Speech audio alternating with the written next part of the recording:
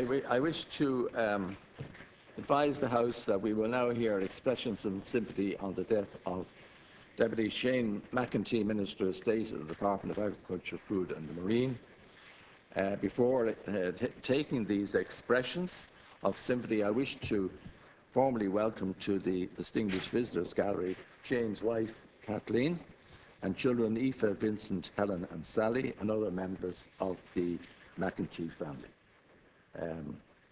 I would like to think that we could welcome you in better circumstances, but we are delighted that you were able to come here this morning to listen to the expressions of sympathy. So if it's agreed by the House, the following order shall apply in calling speakers. The Taoiseach, an Tánaiste, Leader of Fianna Fáil, Leader of Sinn Féin, representative of the Technical Group, the Minister for Agriculture, Food and the Marine, Deputy Simon Coveney. Present members in the Meath East constituency who may also offer are Deputy Regina, Doherty, Deputy Dominic, Hannigan.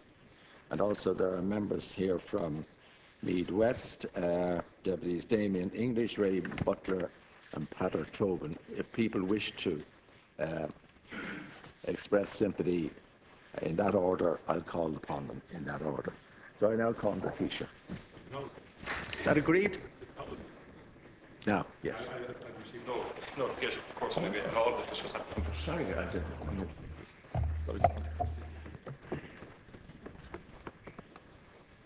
Micheál, if it seems all wrong to find ourselves here in the first days of spring paying tribute to an absent friend and colleague, Deputy and Minister Shane McEntee, it is because it is all wrong. It's fair to say that Shane not only brought great joy and life to Fine Gael, he also brought it equally to this House. And it's a measure of the affection in which he was held that he is mourned so deeply and so widely.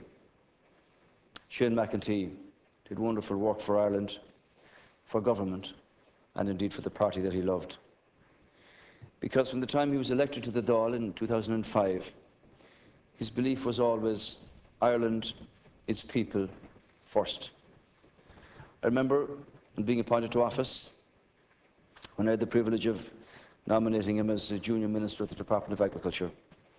His sense of how things would now change at last, that he could get an opportunity to get things done. And he was impatient and he was anxious to get going and get doing. And I know that the Department of Agriculture, the personnel in there, are really not just from his absence, but from his presence, in his ideas, in his energy, and in his unstoppable enthusiasm for his work.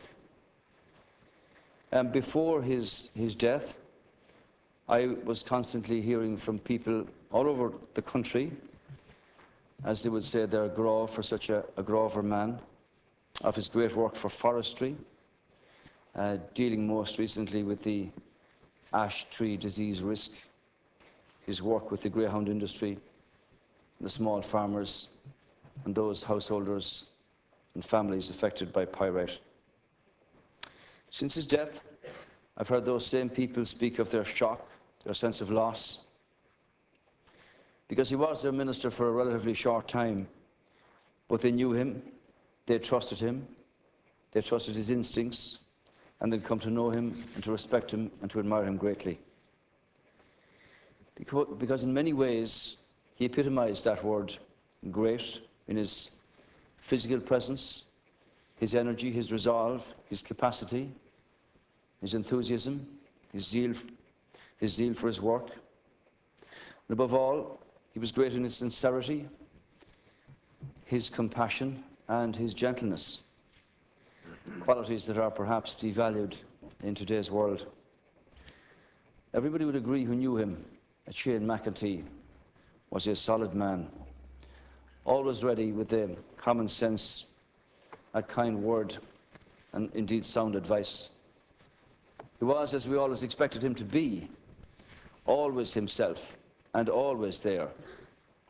And in being himself, he spoke and he acted from the most powerful place of all, which was his heart. Because to speak from there, as I've said, not only reveals us, but it exposes us. And Shane McEntee gave effortlessly and extravagantly in the love of his family, of his community, and of his county. Because he gave his life to people. I remember sitting with him in houses in Ashbourne, dealing with pyrite. He just didn't listen to people's stories. He lived them as they were told, because he knew and they knew that what was at stake here were not houses, but homes and their futures. The everyday dream, places where people and couples could settle down, children to be reared and traditions passed on to another generation.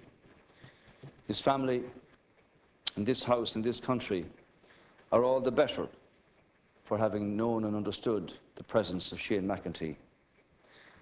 Sheer force of the authenticity of which we feel now acutely in his absence, which has created a void for so many. As a minister and as a politician, he believed in his country, he believed in Ireland, and believed that our best days are still ahead. We grieve his loss in County. We know that it's nothing like the loss to Kathleen, Vincent, Sally, to Helen and to Aoife, to his mother Madge, and to his many brothers. Indeed, I was privileged, and deeply privileged, to work with Shane for such a long time, and at such a crucial time for our country. I was always touched by his sincerity, by his kindness to other people. I know that I speak for this House and for the Oireachtas when I say that we share so many warm and happy memories of Shane McEntee, political and personal. Every time he went to work, every time he helped a constituent, a farmer, somebody in the food industry, someone he met on the road, he gave politics a good name, and for that we thank him.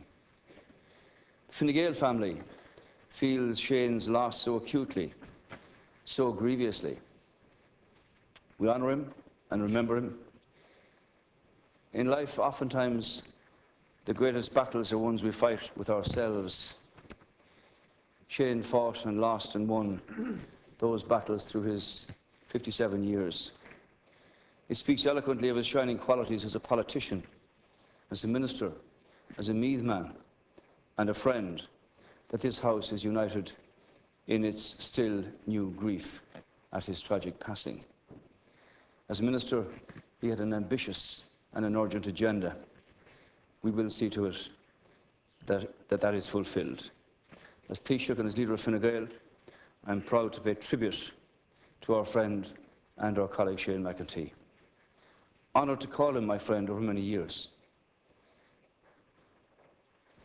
And I believe I can speak for us all when I say that the privilege was entirely ours.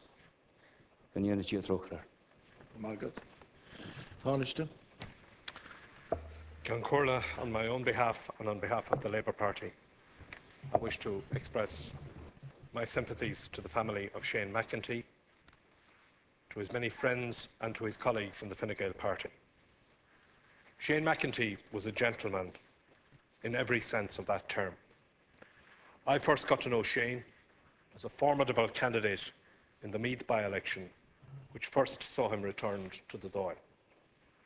Over the years that he served in this House and in his time in government, I came to know him better, to respect him, to admire his work and commitment, and to like him. He was a gentleman whose passion and commitment came through when he spoke in this chamber and elsewhere about the causes that inspired him. He was a fervent advocate for his community, for his constituency, more broadly for farmers and for rural people generally. Shane was a man deeply committed to serving those around him and to making a real difference to people's lives. As a minister, he impressed me in how he brought that same level of commitment and work ethic to his portfolio. It was clear to all that this was a man committed to serving both his county and his country and to the ideals of public service. We were all deeply shocked when we heard of Shane's passing. None of us can ever truly know what he suffered, I want to pay tribute to Count Corley to the courage of his family, who have spoken out so clearly about the circumstances surrounding his passing, the lessons that must be drawn, and the practices that must be changed. These are indeed troubled times. As a country, we're going through a great crisis. But as people, we do have duties to each other. We all have a duty of civility and a responsibility for personal respect. The age of deference is past, but not the need for decency. If as people we lose our sense of decency and of the basic respects that we owe to each other, then we have lost far more than we can ever count. Those of us in public life, those of us engaged in the practice of politics, and those who comment on it, have a duty to think through the consequences of what we say and how we say it, and nobody can walk away from these consequences. These are difficult times, times that require us all to put country before political advantage, but a time to be human, times when we need the people of the character and calibre of Shane McEntee. To his family, I offer deepest condolences. In these difficult days, I hope that they can draw some comfort from knowing that Shane was held in the highest of respect in this House, that he served his country with distinction. He was a lovely man.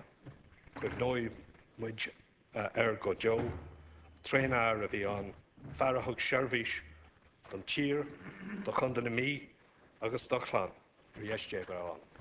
My good. And I'll call on Deputy Micheál mar leader in the fall. Gur mahagut a Count Corley agus he should bottom or do spider son party in a foil agus mahan person to fein or hovrona yenev le chlán Shane McEntee agus go háire le Kathleen, Aoife, Vincent, Helen agus Sally agus a máthir Madge agus chovrón a yenev chomá le party in a Gael. Ní léon áras ann go duine den chéad sco a bhí Shane McEntee. Palatóir den chéad sco a bhí ann. Agus tá mé léir brónach a socht a bháis. Agus tá go léir go nubrig sé go dtíon díhalach, dónach is dálach son muinte na tíre seo, mar hachta Dáile agus mar ara an stáid seo. It was, Taoiseach, in the hectic days prior to the build-up of Christmas that the sudden news of the tragic death of Shane McEntee was a truly shocking moment that caused all of us in this House to take stock, to stop and to pause. That dark news gave the entire nation a reminder of the frailties of life, and those of us who knew him were left with a deep, abiding sadness at the loss of a true gentleman of Irish politics. He had those qualities, a true gentleman, whenever one met him. And there are no words that we can offer to Shane's family to console them in their loss. The irreplaceable space left at the heart of their home is a void that can never be filled. And to, as I said, to Kathleen, to Aoife, Vincent, Helen and Sally, his brothers and sisters, to his mother Madge, we offer you our support, our heartfelt sorrow, and to say to you that our thoughts and our prayers are with you and will always be with you. I pray and I hope that the memory of a life well lived, of a loving and generous soul, will not only ease your grief, but will sustain you in the days and months and years ahead.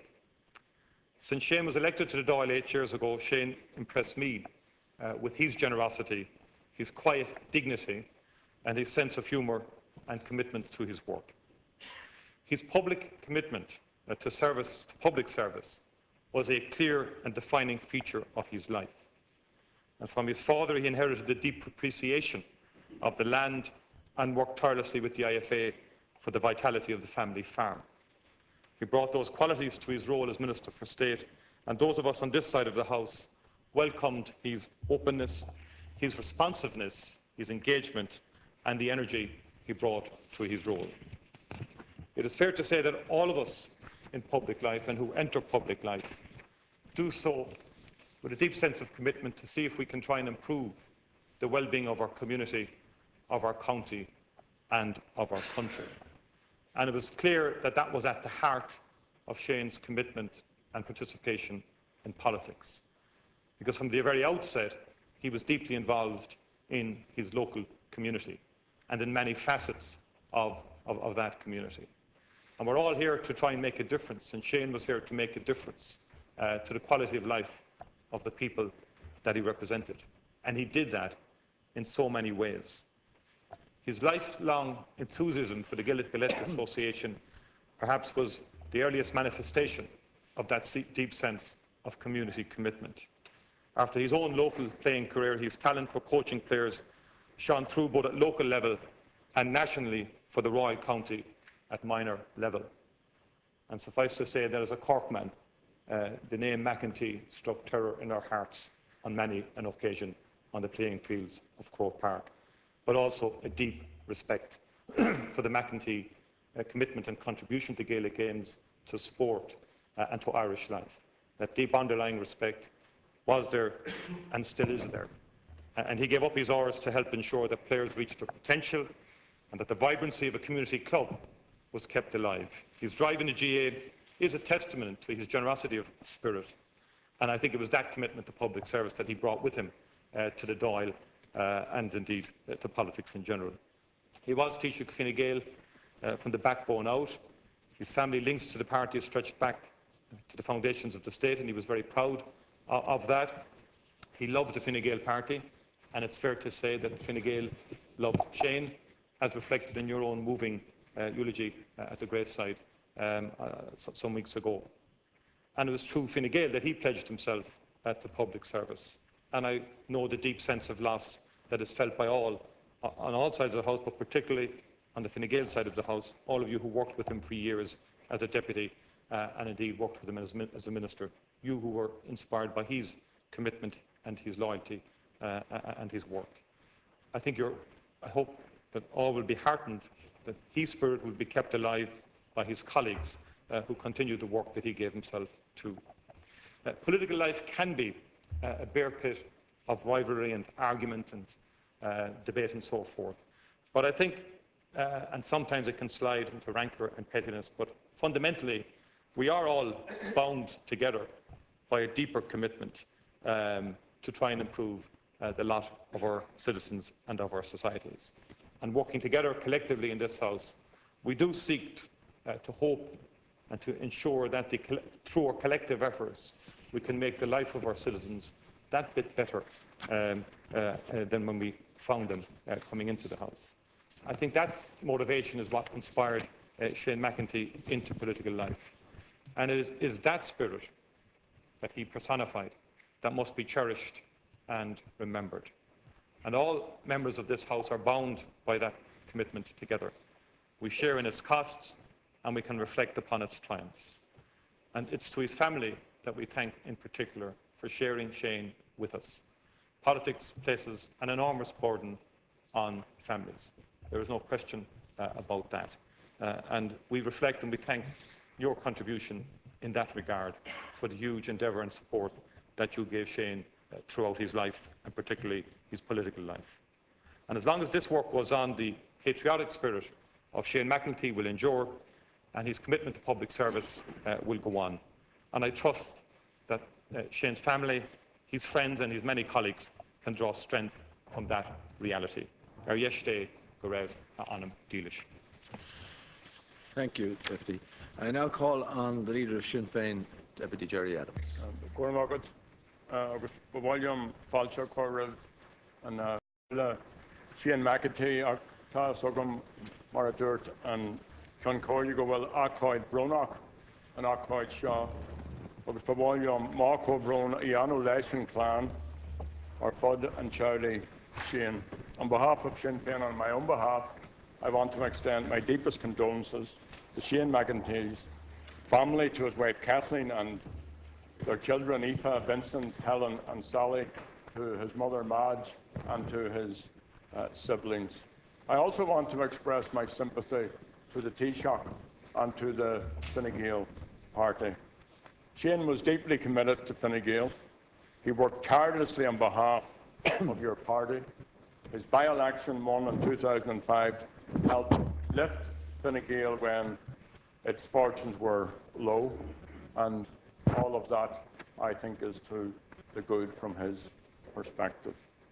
He was first and foremost a proud Meath man, and he made a very significant contribution to his local community as a farmer, as a community activist, as a GAA activist, and as an elected representative. And I first came on the name McEntee through the footballing exploits of Jerry, Shane's brother. And he also, in his capacity as a sergeant, ministered and tended to a very, very good friend of mine over quite a long period.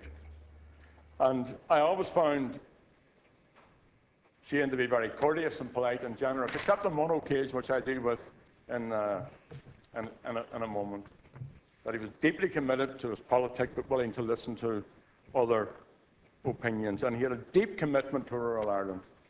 And I was surprised the number of times he came to me just quietly on the side over forestry in the Cooley Mountains, over the ice tree disease, about his good relationships with the Agricultural Minister in the North, Micheál.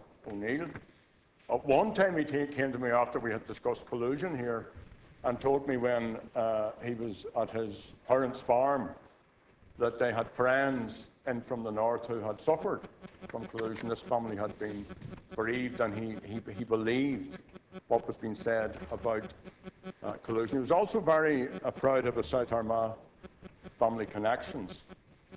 The one incident was, I was heckled here one time, as happens, as you know, quite frequently in this chamber.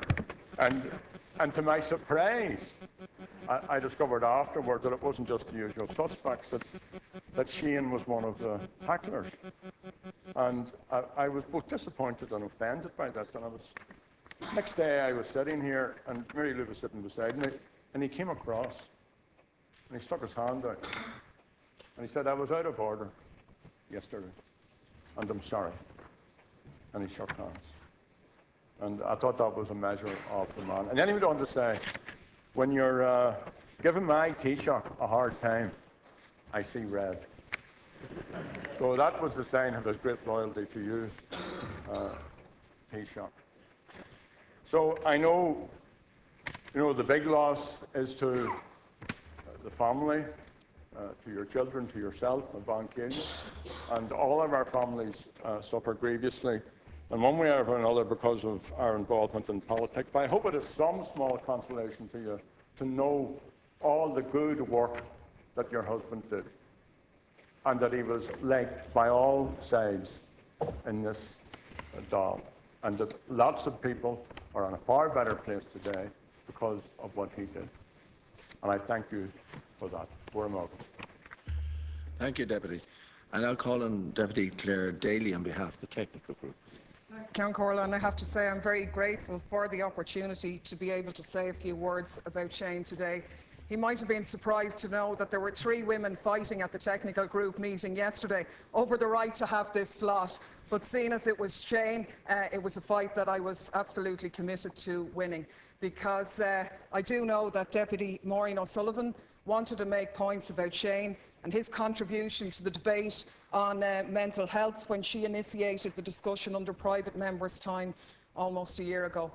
I know Catherine Murphy, who got elected the same day as Shane in a by-election, recalls the time where they were expectantly waiting outside the door to come into this chamber, and how Catherine's family and Shane's intermingled, how emotional Shane was on that day. As we all know, he was always someone who wore his heart on his sleeve, a straightforward man, a simple man, and how members of his family said to Catherine's family, look, Shane isn't much of a talker, but he is a doer, and what an important day it was for him. And they obviously kept a connection going throughout the years, being from similar constituencies. And for myself, I'd never normally want to speak at a slot like this, because politics matters, and it is hard to separate the political from the personal. And you could look at it and say that myself and Shane were from absolute polar opposites in terms of tradition, in terms of ideas, and that is very, very true. But I have to say, hand on heart, there are few people who I would be honoured to say words about than I would for Shane. And that's not a disrespect to anybody else. Actually, it's a recognition of the very different and special type of person he was. And for me, you know, the biggest compliment I could pay him is that he wasn't a politician. First and foremost for me, Shane was an incredibly decent human being, and that matters and counts for a huge amount. The first time I met him was at the back gate of Ag House, going across to our offices. I didn't know who he was. As a vegetarian and animal rights campaigner, I heard of him by reputation in terms of the stag hunt and all the rest of it, and you wouldn't think of us as being pals. But that first day I left with his phone number, which I didn't even have to ask for, and a commitment that his door was always open and that we could work together on the pyrite issue, because he knew the work I'd been doing in my constituency. And I have to say, an unlikely team was struck up that day. And it is true, and I've said it here before, and I'm glad that I did, that there is nobody who has done more for homeowners in this state who are affected by pyrite than Shane McEntee. He was the person who drove this issue. In the years in opposition, when it wasn't popular, I have to say he was a lone voice, and I said it to him that he was too complimentary to his colleagues in Fine Gael, because he fought that fight almost single-handedly in opposition. And when Fine Gael got into power and he got his ministerial position, he absolutely used that position to try and deliver gains for homeowners. And I've no doubt whatsoever that this issue wouldn't have been progressed in the way in which it was without the work that Shane did. And I know the residents who campaigned with us, and indeed myself, we always viewed him as our man on the inside in terms of this issue. And I really have to say, you know, he was a very practical person who sat down, who hammered out deals with developers, with quarry owners. He didn't want to be enriching solicitors, quietly, behind the scenes, delivering results. He was a really peculiar politician. Everybody knows most politicians talk themselves up, try and claim things that they don't do. Shane was the exact opposite. He quietly did things behind the scenes, delivered results, changed people's lives, and never claimed any credit for it. Wasn't a mad media follower or anything like that, and I certainly would agree with him on that one. And I really think that, you know, the government now have to pick up that legacy and deliver what Shane started in terms of the pyrite issue. Myself and Deputy Murphy had a meeting after Christmas with the residents who were involved in the Pyrite Action campaign, and I have to say there were a few tears, a few laughs, and a big empty space where Shane normally sat at those meetings. And people talked about the constant phone calls, about him calling into their houses, putting on the kettle for a cup of tea, ringing them up to see were they okay, and about 20 or 30 of us separately getting a phone call telling us with a bit of information and that we were all to keep it to ourselves, you know.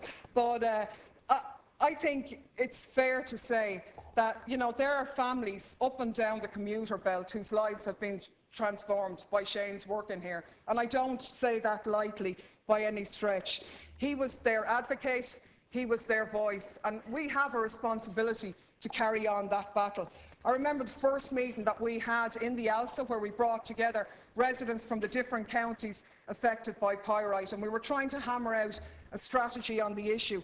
And in the middle of the meeting, Shane got up and started talking about cows that he owned who were poisoned when he was a farmer. And you could see everyone looking around, all these urban couples from the commuter belt who'd probably never even been on a farm, kind of going, not really sure where this story is going here. But the story evolved how basically Shane tried to get justice over that issue because his cows were poisoned, and how he fought a long case to try and gather the evidence, but the evidence was destroyed and he had to abandon the court case. And the moral of the story that he was saying to people was that the battle they were involved in was a really serious one, that it could be all-consuming for them. They were engaged in a fight to save their homes. It was a really serious issue, but that they also had to know when to let go, to not allow it to take over, to when they had to walk away. And I had to say that's something that I've thought about a lot since Shane died. It's very easy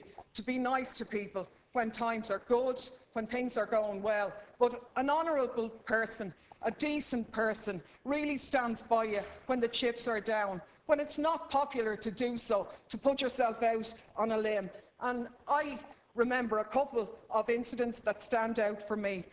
When I left the Socialist Party, I was being vilified by our friends in the media, and I remember passing Shane in the car park in Ag House. He was on the phone with Liam in the car, and he waved me down to hang on, wait a minute. And he just jumped out of the car, gave me a big hug and said, "Don't worry about it. They're talking about you today. It'll be me tomorrow. It'll be somebody else the day after. Don't worry about it. Just get on with it." When Mick had his difficulties, he did the same. He called Mick aside and said, "Listen, you've no friends in that house." He said, "This is a dog-eat-dog place. People stand out and only generally think about themselves." And I think that's largely true. But it wasn't true of Shane. Absolutely, definitely not. It wasn't true for him. And I would have been glad for Shane to be my friend. I'm glad that his last stint in here was with me over a debate on Quilcha. I'm very glad that I went easy on him, because I have to say he was brutal that day. But I could always go easy on Shane because he was too nice for you to get thick with him. I'm very glad that I worked with him. I'm incredibly proud that I knew him, and I am absolutely determined to carry on his legacy, to fight for justice for pyrite homeowners, because he deserves nothing less than that. Thank you, Deputy. I now call on Deputy Simon Coveney, Minister for Agriculture, Food and the Marine. Thank you, Concorda. 6 weeks has passed since Shane's death, and I think it's difficult for many of us to still grasp and accept what happened. This is a difficult day for lots of people in this House, for colleagues and for friends of Shane, in all parties, as we've just heard. But it's a particularly difficult day for Shane's family, for Kathleen, for Vincent, Helen, Sally, Aoife, and for other members of the McEntee family. I have some experience of what it's like to look down on a chamber, listen to the Taoiseach, party leaders, colleagues, talking about someone you love. Not easy. This is another difficult step for a family that is struggling to deal with the immense loss that they have faced. And I'm sure they'd rather not be in a political environment, given all that's happened in that context, but they're here. And they're here because politics was fundamentally part of Shane's life. And it is appropriate and necessary to pay tribute to him today, in an honest and straightforward manner, the way that he would have spoken. I got to know Shane long before we shared the running of the department together. He was a larger-than-life character. Always after you met him, you would feel better than before you met him, particularly if you were struggling with something. He tended to bring clarity to things quite quickly, knowing the difference between right and wrong, and not really understanding or caring for the kind of PR management that many of us focus too much on issues. Instead, he wanted to get to the root of it and spoke in a plain and decent and honest way about problems and how they should be solved. Whether it was pylons through his constituency or pyrite, as has just been spoken about, whether it was stag hunting, and Shane could nearly convince Claire Daly to support stag hunting. He was so passionate about it. Or indeed road safety, and in fact, he managed to cross both road safety and stag hunting into the same discussion with me on one occasion. Whether it was greyhounds or horticulture, which he had ministerial responsibility for, whether it was the suckler cow welfare scheme that we got a bit of stick about, or trying to solve the Callara problem in ash plantations across Ireland, or whether it was internal battles within Fine Gael, when we as a party were making difficult choices, and when he was a passionate advocate for the Now Taoiseach in those difficult meetings. Everybody always respected Shane because of the way he spoke and how he spoke. He spoke to colleagues like he'd speak to his brother. And I think that that is not too common these days, particularly in this House, or indeed with the people that cover what happens in this House. And I think it should be a cause for us to reflect somewhat on how we behave, on how we speak to each other, on how we solve problems together, and the personalised nature of that engagement at times, and indeed how we engage with those who we need in the broader media to get our messages across, and how they engage with us, and the pressures that that can bring on individuals and on families. Because of his straightforward nature, he was hugely popular. He was popular amongst his colleagues in Fine Gael. He was popular amongst colleagues, as we've heard, as I said, in other parties as well. He wasn't really a party man at all.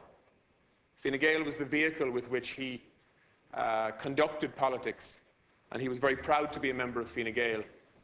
But party allegiance was not what drove him. And I have found that out so vividly as I worked with him as a minister. Farmers loved Shane because of his straightforward nature. When I went to a meeting with him at IFA or other farming organisation meetings and public meetings, I always noticed that the leadership came to me, but the members went to him. I was the person who was outlining the theory and the policy and the CAP negotiations and the figures of putting budgets together. Farmers went to Shane to find out how it would impact on their lives, in plain English. And I suspect I will never be as close as he was to rural communities in terms of really understanding them. But I learned a huge amount from him. As a minister, Shane McEntee did a huge amount. And I would say that he was underestimated by his colleagues and by many people in this House, but not in the Department of Agriculture. Look at his record. 2 budgets, 2 years. No cuts to forestry. Increase in expenditure for horticulture. No cuts for the greyhound industry. No food safety scandals until after he passed away. They were his responsibilities. And I know now, if he was with me trying to solve the current challenges that we face in the food industry, he would have the impatience and the plain speak that I think would be helpful through this difficult period. But he would also be caught up in it personally, as he always was in everything he was involved in, which is what affected him and weighed him down at times, even though he never showed it. When I walked into to work most mornings, I would meet Shane bounding down the corridor. He was a big man in every sense. And he'd always say, "Everything all right, Simon?" Whether it was or it wasn't, that would be the opening line. And if ever I asked him to do anything, and I regularly did, and I regularly tested his loyalty, the instant response was no bother. No bother, I'll make that happen. If it was a last-minute speech that I couldn't do, or appointment that I had to make, that he had to cover for, he changed his diary and he just made it happen. He had extraordinary loyalty on a personal level and on a political level to me, and he really was a fantastic junior minister in terms of his own portfolios, but also as a support to us within the department. I remember, and I think this sums him up actually, in the department, when we were putting a budget together. Last July, I'd had my usual team of people around me, financial advisors, auditors, special advisors, the works, trying to put the theory of a budget together that we could sell to the farming and agricultural community, while at the same time making the sums add up for Brendan Howland and Michael Noonan. And I remember stopping Shane in the corridor and saying, join us for a budget meeting. We really are starting to get on top of the detail at this stage. And he said to me, he said, Simon, I trust you on the detail. When you have the budget together, come to me and I'll farmer-proof it for you. And I did. And he did. And we made the changes accordingly. Finally, can I say to his family, don't feel any political pressure in terms of decisions that need to be made in a political sense in the next few months. Focus instead on what's important in your family. And everybody will understand that. But also take some solace and some support from the extraordinary outpouring of grief and support and sadness and genuine warmth in this House towards Shane as a person, as a man, and as a politician who contributed a huge amount in a short time as minister and an enormous amount as a local public representative and Chapter Dáil. And I hope that we as a House, collectively, and as I say, those who cover the work that we do, will think about what happened and the circumstances that drove Shane to this tragedy for him and his family, and that we will learn some lessons from him and his personality and his decency, which is something that I think in public life we have lost in the last 4 to 5 years in particular, as times have got more difficult and tougher. And Shane felt that, and unfortunately it contributed to something that should never have happened in a moment of madness. May he rest in peace. Thank you, Minister. I now call on Shane's constituency colleagues, beginning with Deputy Regina Doherty. Thank you, Micheál. We're here today to pay tribute to our friend and colleague Shane, and I think importantly to support his family. I first met Shane in the run-up to the 2005 by-election, and I think as we all do during those times, he was canvassing around looking for support for the upcoming convention. And we all wanted somebody new, somebody refreshing. And on the night of the convention, whilst all the other candidates spoke very well, Shane spoke of the Meath he loved, of the party he loved, and of the job he really, really wanted to do.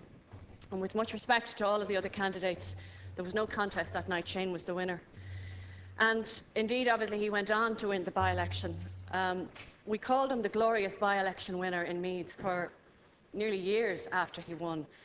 And not just because he won, but because he galvanised Fine Gael and he gave us the strength, I suppose, and he reinvigorated us as a party, and it allowed us to move on. He got stuck straight away into his job, and he made a mark on his new constituency, Meath East, and he rallied all of our members. He even convinced me to be the treasurer of the constituency. He gave energy, commitment and inspiration to all of his team, and particularly to all of the people he represented, and there were thousands of them. At meetings, he told every story in terms of football matches, and he finished every meeting with a joke, and most of them were rude. As his career progressed, the day he was appointed junior minister, he was so excited that night, and we had a meeting to reappoint somebody who was replacing me on the council, and he couldn't wait to get out of that meeting, to go up to his family, to see his mum and his dad who was in hospital, so that he could personally give them the news that he had been appointed to the Minister for State at the Department of Agriculture. He couldn't have been prouder, and I know his family couldn't have been prouder then too. He loved his job. He shared himself with absolutely everybody. And he grew, and his confidence grew, and his stories changed from football to mushrooms and strawberries, and his commitment to the land that he loved so much shone through. He worked with passion, with integrity, and that endless energy. You'd be knackered on a Thursday night having worked in here, and Shane would bounce into a meeting and he'd be still full of beans. Everybody who knew him will miss him. We'll miss his care, his commitment, his big heart. He was a vibrant individual with a rare friendliness and a charm of personality. He was a genuinely warm and wonderful individual with a big heart. Albert Einstein, who was apparently a very clever man, said that the value of a man should be seen in what he gives and not what he is able to receive. Well, to sum up, Shane gave and he gave and he gave. And we, his friends, his colleagues, and his fellow county men and women, we were all the lucky beneficiaries. Shane was a man of his people, his place, and his party. Rest easy, Shane. Godspeed. Thank you. I now call on Deputy Dominic Hannigan. It's with sadness that I stand here today to mourn our late colleague, Minister Shane McEntee. I first met Shane during the Meath by-election of 2005. I was also a candidate in the election that saw him elected for the first time to this House. And while the campaign was tough and intense, like all elections are, Shane throughout was a gentleman and was pleasant throughout on the campaign trail. And over the following years, I got to know Shane better. I was elected to the Shannon in 2007. He had been elected for the second time to this House at that stage. And after I got elected, Shane was extremely welcoming to me as a fellow member of the Oireachtas from the Royal County. And he made sure that I was invited along to all the various delegations and representations and meetings in relation to the County of Meath. And from our end in the Meath Labour Party, I can say that throughout all of our dealings with him, we found him very, very easy to get on with. He was straight up, he was an honest man, and he was very fair. And his goodness was evident to anybody who came across his path. You always came away from a conversation with Shane knowing that he was going to try his very best to help you out in any way that he could. And as a political opponent, we were only too well aware of the qualities that Shane had. It was second nature for Shane to be able to connect with people. He could be speaking at a difficult public meeting, or he could be in the middle of a big argument on a radio show, but he always managed to find the words to win the argument, often with a smile, often with an anecdote about the forthcoming football match, or in relation to perhaps something to do with the farm that he worked on. I remember one morning ringing Shane up to discuss some relevant issue of the day, and I could hear some noise in the background, and I said, "Shane, what's that?" And he said, "Oh, I'm just out here in the field with some cows, just doing a bit of work." And that was Shane. He managed to combine so much into his life. I think everybody is very well aware of the qualities that he had, how he could connect with people, how you knew that you were getting him, that you straight up every time you met him. And I think we'd all agree that the place was a much better place when Shane was around. And I know that I speak for the people of Meath when I say that Shane will be remembered as a fine man and as a dedicated TD for the people of Meath. I've spoken to many people over the last few weeks, and wherever you go in the county, you meet people who were touched in some way by Shane. He gave his help and his advice freely, and people always knew that Shane was there for them. He was respected by all, he was loved by many, and we'll all miss him in this House. And to his wife, Kathleen, and family, I say I'm very truly sorry for your loss. Thank you, Deputy. And I'll call on Deputy Damien English, Meath West constituency. Cancora, Shane was a truly unique person and colleague, friend. He was a committed and passionate man, whether it was for family, politics, football, community, or as Shane would say, parish. Shane was a big, gentle giant who had a huge presence in Meath and this country. His passing is a huge loss to his family, to our county, and to all of us here. Cancora, I didn't really know Shane before the 2005 by-election. I knew of him. We all in Meath knew the McEntee family, be it in football or be it in sport, or, politics and so on. But Shane's reputation had travelled even into my house, and I was only a young fella at that stage, well before I knew him in 2005. I got to know him in 2005. I remember canvassing all over the county. You'd go to doors, it didn't matter if you were in Dunor, nearly at Drogheda, or in Ballinabbrackie, or Enfield, or Navan. No matter where you went, Shane was known. They knew Shane. I always assumed knocking on those doors they'd know Jerry. But no, Jerry, no offence, but it was always Shane actually. They knew. They knew of Jerry, but they knew Shane personally, no matter where you knocked on throughout that county. And unbelievable, before he'd even started his formal role in politics. Getting to know Shane during that by-election was an honour, and working with him was a pure honour, him and his family. There's no doubt about that. Shane was a proud Meath man who came into politics for all the right reasons. And he genuinely wanted to improve things for the people of Meath and his country. Shane believed in public service, and he was proud to serve. Everyone who knew him and worked with him was extremely fond of him, and they all knew how genuine and how true he was. Throughout his career in politics, Shane threw his energy into fighting for his people. He did not win every battle, but he made sure at the very least, be it in opposition or in government, to put up a good fight. It wasn't unusual in our area to wake up to Shane on LMFM in the morning starting a new campaign that Fine Gael would be involved in. And you might give out and say, oh, here we go again, another campaign. But in you went. You followed him into that because that was Shane. Everything became a campaign. Everything was a battle. Shane had the art of campaigning down to a T. He never took no for an answer. In footballing terms, as Shane always put it, he never took his eye off the ball. In my office, Shane's approach was called the Mac attack. As a colleague in Meath, I had the pleasure of working with him on some of these campaigns, be it road safety, be it pylons, Pyrite, our local hospital. Shane always set the bar high for all of us involved in those campaigns, and rightly so. Some of us might get obsessed with the detail and the process and how did we get there. That wasn't Shane's concern. We were going to win this campaign. He just kept the end, the target, in sight, and that was it. Shane was a key campaigner for rural Ireland and its heritage. He took on a leading role for many issues, from hunting to farming, and for the right to live and work on your land. On these issues, Shane was certainly not one to sit on the fence. For Shane, it was never just about votes or politics. It was more real than that. People always came first. If Shane thought a person or a family was in need, he was first to their door. Their issue became his issue. To finish Cancorla, Shane was a good friend to all of us in here Leinster House. I would miss his visits up to the office, where he'd pop in for 5 minutes and stay an hour. You'd always hear Shane coming up the corridor. He used to be in our corridor as well, but you'd always hear him. He'd stop at everyone's door and say hello. And how was the family? That was Shane. How was the wee man? How was the wee girl? Whatever you had in your family. But it was always, how's the family? Because family meant the world to Shane. I know Kathleen and his children and all his brothers and sisters and friends are here today. But Shane often spoke about you, with a glint and a smile in his eye. He was very proud of all of you, and you had a big presence in everything he done and everything he worked for. My thoughts and prayers are with you, and I hope Shane is at peace now. He really will be missed by all of us in this house, and may he rest in peace. Thank you, Deputy. Deputy Ray Butler. Cancorla, I am very grateful to have this opportunity to speak about a great friend and a very valued colleague, the late Shane McEntee, who was wonderful support to me both before and throughout my election campaign.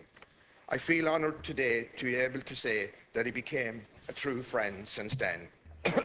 So much has already been said about this man who showed such great dedication to his work. A man with a very strong work ethic who tried so hard to deliver the very best outcome in all instances. He represented those who elected him in great earnest, dealing with every problem placed in front of him head-on as best he could, be it from the man down the street or the many organisations he dealt with on a daily basis. On any given occasion, I called on Shane for advice. He was always there, and his good counsel could be relied upon every time. He made great sacrifices throughout his political career, and as a consequence of that, so did his wife Kathleen and family. As a man of great integrity, his untimely passing and loss will continue to be felt both inside this house and far beyond his reaches. It is said that a person's true wealth is the good he or she does in the world. And in Shane's case, I believe no truer words could apply. Like Shane's beloved family, the people of Meath and his Fine Gael colleagues will continue to feel his loss for many years to come. And I would like to finally say the last few words, Cancorla, as what the Taoiseach said at the graveside. Please God, Shane, we'll meet you up the road someday again. Thank you, Deputy. I would now ask members to rise in their places for a moment's silence.